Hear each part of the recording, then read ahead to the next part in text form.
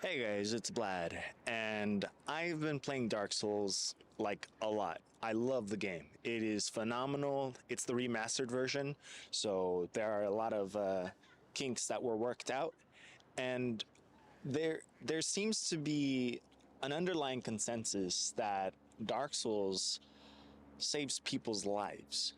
I've seen some of these videos that address it, and I resonated with a few points, and I have a few points of my own. Now, I want to discuss the souls that are surrounding the game, all of the game. Every corner, every place that gives it a little title, whether it be Crystal Cave or Andor Lando, New Lando, Ruins, there are souls to be scattered. Whether it be a soul of a brave knight, soul of an unknown soldier, soul of a hero. But they all perished. Similarly, how most of us have perished, unless you're one of those no-hit type of individuals, then you guys are truly working with the darkest of the souls. But this phenomenon, I think, was very much intentional. I am pretty sure Miyazaki had a purpose for it, and we're just prefacing, but it is something reminiscent to that of life. A lot of people give up halfway, give up maybe just an inch closer and they would have succeeded, and I'm pretty sure this is gonna be edited to like some gambling type of situation, but it is something that I have seen even in my workplace. I'm a fish oil technician. I work making fish oil and just ensuring that the machines are doing what they do, as well as fish meal, protein stuff. It's a lot of mumbo jumbo, but I know a lot of coworkers that were close to getting their first mate's license or captain's license, and they fall into some class of void. They either fall into addiction, or they fall into a different lifestyle that doesn't permit them to achieve what they so yearn to achieve. That they believe that they wanted to achieve at that time. There was this one fella who fell in love. Congratulations, but that only lasts so long, he says, and it didn't work out.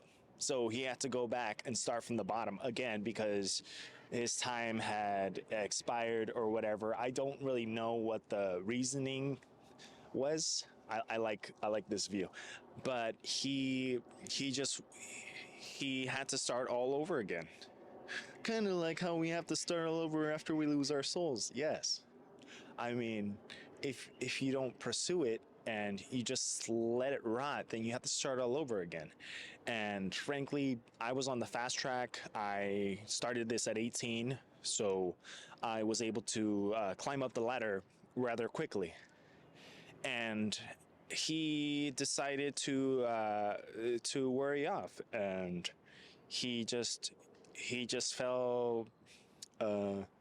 I don't know. He said that he was enamored and whatnot. He gave it so many excuses, except the modern excuse of saying, I just didn't see my eye on the prize." I mean, he changes his prize every now and then, but there's some things that last and some things that don't. And he just worried off. Every time I play and I see some of these that are so close to dragons, some of these souls, I see how so many things could have gone wrong. Because I mean, most of us have played the game, and when we're fighting the twins, I forget their names, that are in Andor Lando, then we're like, oh, I should have done this, I should have done that, and it really makes you. I think it's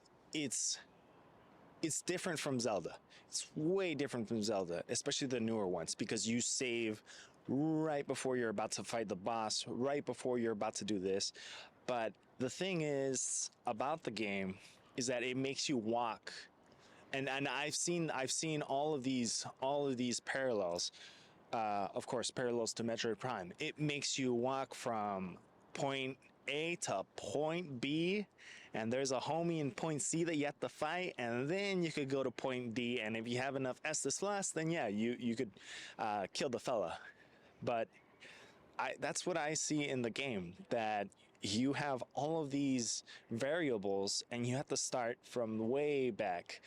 Uh, so it becomes that much more frustrating when you lose again to the boss or even to some of the guards, like on Orlando. You have to go past like 3 guards and not get stabbed. Okay, 4 guards, and also the snipers that are sniping you out with their dragon bows.